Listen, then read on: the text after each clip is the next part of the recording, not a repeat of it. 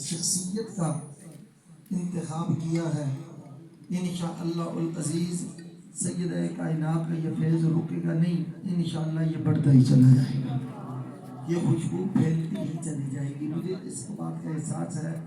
گرمی بھی ہے اور کافی دیر سے آپ حضرات تشریف فرمائیں، میں بھی اسباق ختم کر کے فوراً ہی نکل آیا ہوں، مگر راستے میں ٹریفک کی بندش کی وجہ سے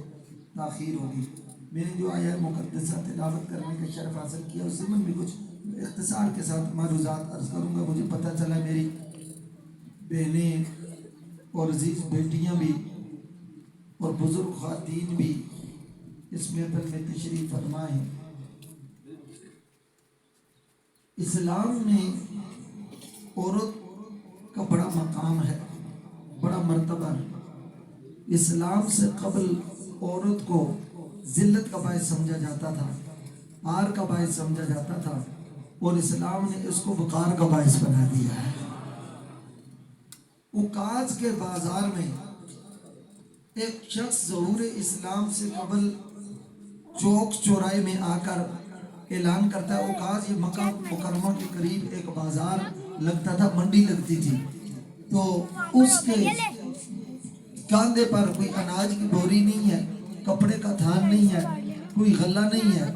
بَعَلَىٰ عَاتِقِهِ أُمُّهُ، اس کے کاندھے پر اس نے بوڑھی ماں کو اٹھایا ہوا ہے اور چوک میں آ کر اعلان کرتا ہے، مَن يَشْتَرِي أُمِّي، کون ہے جو میری ماں مجھ سے خریدے، میں سستے داموں بیچنا چاہتا ہوں۔ اب یہ گھر کے برتن نہیں مانج سکتی، جھاڑو پوچھا نہیں لگا سکتی، گھر کے کام نہیں کر سکتی، اور میری بیوی اس کا وجود گھر میں برداشت نہیں کرتی، میں ماں کو بیچنا چاہتا ہوں، کون ہے جو سستے داموں میری ماں کو لے۔ ایک ماں کی رسوائی کا وہ دور بھی تھا، اور پھر ماں کی عزت کا وہ دور بھی آیا کہ امام الانبیاء صلی اللہ علیہ وسلم جانے کائنات فخر موجودات آپ غار حرا سے صحیفہ رشد و ہدایت کتاب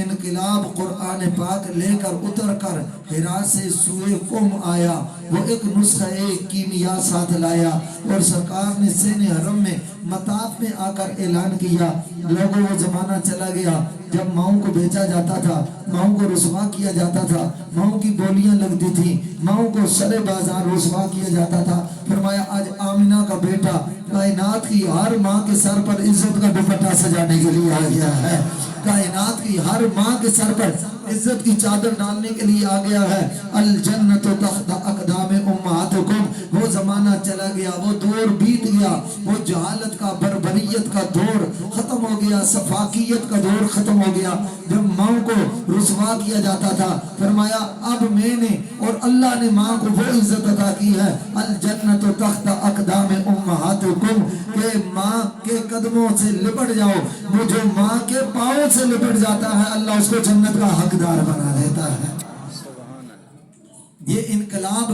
کسی دنیا دار کی وجہ سے نہیں آیا، یہ مدینے کے تاجدار کی وجہ سے آیا، کسی تاجر کی وجہ سے نہیں آیا، یہ زہرا پاک کے بابا جانی کی وجہ سے آیا، یہ کسی سیاستدان کی وجہ سے نہیں آیا، یہ مدینے کے سلطان کی وجہ سے آیا، یہ کسی دنیا دار کی وجہ سے نہیں آیا، ختم نبوت کے تاجدار کی وجہ سے آیا، اللہ کے یار کی وجہ سے آیا، انبیاء کے امام کی وجہ سے آیا، مرسلین کے پیشوا کی وجہ سے آیا۔ ایک زمانہ یہ تھا کہ ماؤں کو رسوا کیا جاتا تھا، بیٹیوں کو زندہ درگور کیا جاتا تھا۔ میرے آقا کریم صلی اللہ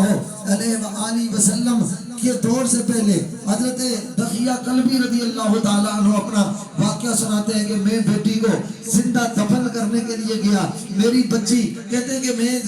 گیا تھا باہر کہیں بزنس کے لیے، واپس آیا تو ایک ننھی سی بچی نے گھنگریالے بال ہے، خوبصورت بچی ہے، 2.5-3 سال کی بچی ہے، اس نے دروازہ کھولا، میں نے سوچا پتہ نہیں یہ کون ہے، میں نے اپنی آلیہ سے پوچھا، چونکہ کئی سالوں بعد آیا تھا، میری آلیہ امید سے تھی، میں نے سوچا بیٹا پیدا ہوا ہوگا، بچی پیدا ہوئی، اس نے چھپا کر رکھی، بچی بولنے کے قابل ہوگی، چلنے پھرنے کے قابل ہوگی، اس نے دروازہ کھولا، میں نے پوچھا